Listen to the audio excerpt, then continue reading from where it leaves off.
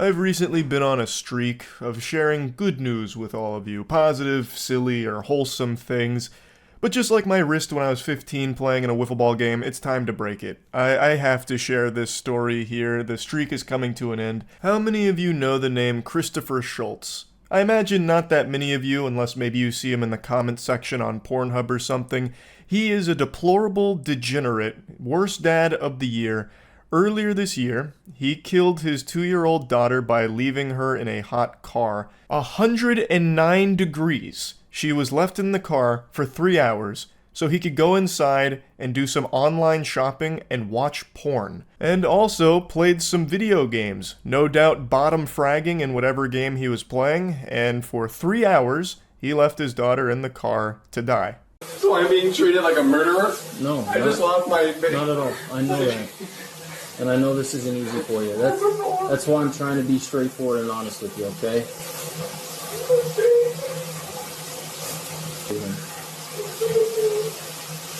Not the most convincing performance with these crocodile tears he tried to squeak out. His eyes couldn't really get moisturized at all there. So probably not the strongest performer in his high school thespian troupe, but he does look like the kind of guy who still talks about the high school glory days of being an offensive lineman in the state championship. This guy has a history of being a fucking mess and putting his kids in danger. My whole family, my whole family's gonna be ruined. We'll be alright. So we can't let you do that right now. We have to stand by with you. Okay? As soon as you can, we will let you know. You can stay in the room if you want, but I'm gonna talk. I know this isn't easy for you, but the quicker we get this done and finished up, the sooner you can be with your wife. Alright?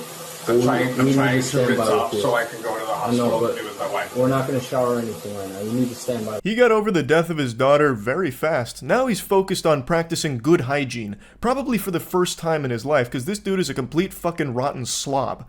He has a history of being a drunk and also driving while intoxicated, allegedly. It's unknown if he was intoxicated during this moment here. There's no conclusive evidence of it, but just giving it the old eyeball test here, it seems like he is. Like, I'm sniffing it, and it smells like this guy's fucking hammered. Like, the way he can barely keep his eyes open, the way that he's kind of, like, unsteady on his feet, he kind of wobbles a little bit like Oswald Cobblepot.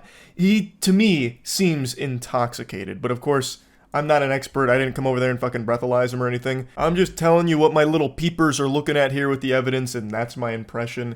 He actually looks like a caricature of an alcoholic you'd find in a cartoon. Like he'd be a regular at the Family Guy's Drunken Clam. I don't understand why. Okay, so we just need to stand by. And I'm standing by. Why can't I take a shower while you stand by? What is... It's not necessary right now. Okay. I'm not going to stand here and watch you shower. There'll be time for that, but it's not right now, okay?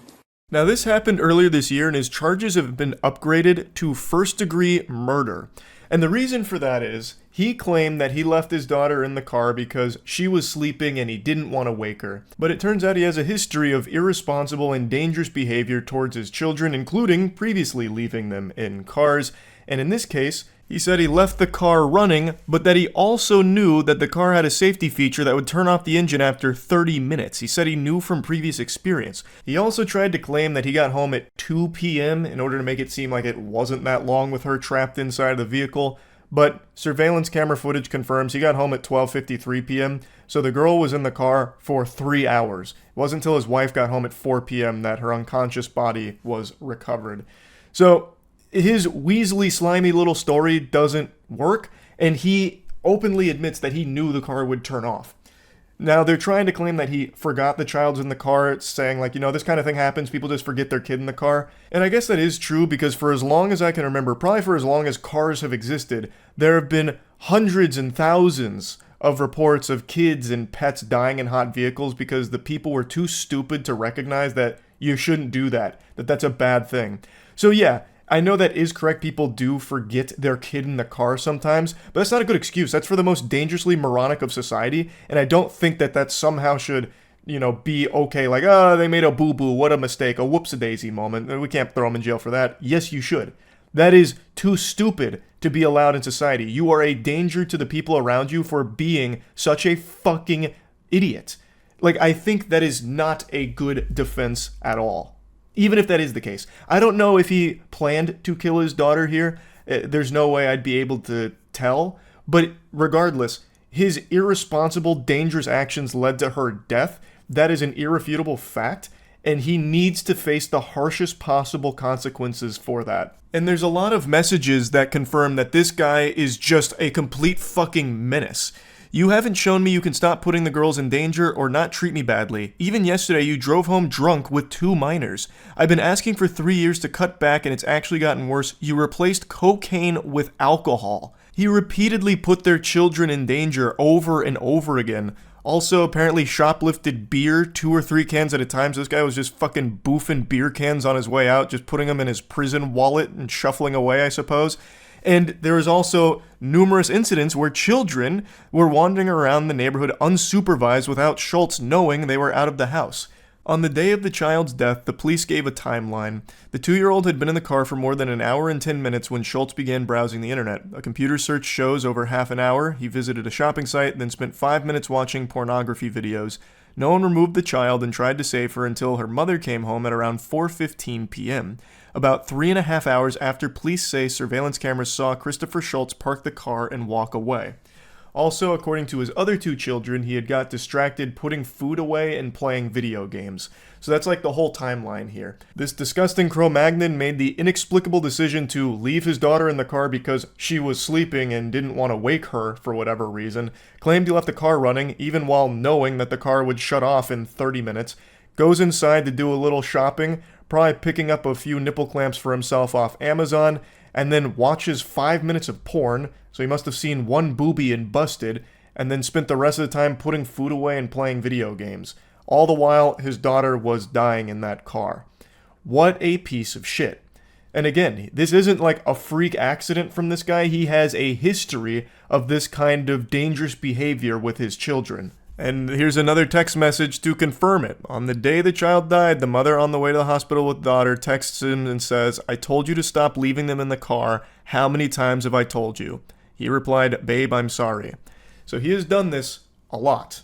It's been confirmed by many others that Christopher Schultz left his kids in the car pretty frequently. I'm also going to throw this in here because I found it kind of sad when reading about this. Schultz's wife spoke during his appearance in court where he's pleading not guilty to the charges, and she spoke saying that she wants him back home with their other children to begin the grieving process. She also said he is not a risk to the community.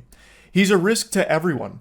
There is repeated behavior that endangered your children, and it led to the 2-year-old daughter dying. And it was pretty obvious from the body cam footage that there wouldn't be any grieving on the behalf of Christopher Schultz. It doesn't really seem like he cared all that much. How could someone who actually cared about his children constantly drunk drive with them or leave them in hot cars so much that you have told him tons of times to stop doing that?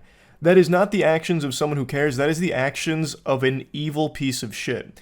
And it seems like she's going to be sticking by his side, which I just do find sad. I'm not like blaming her or anything, because I understand when you've been with someone for so long, it's very hard to come to terms with something like this happening. But she mentioned how he treats her badly and constantly goes against her advice of keeping the children safe. He did the most irresponsible and dangerous shit with his kids frequently. This is not someone that should ever see the light of day again. Schultz also has a 16-year-old from a previous relationship who spoke out about this, saying that Schultz would leave her alone inside of the car sometimes for hours since she was as young as 7. It makes plenty of sense. Actually, I'm surprised it didn't happen sooner. Once I had to go sit out in the car for 4 to 5 hours and continuously had to restart the car and had only eaten once that day. Like, this is someone who has no regard for human life outside of his own.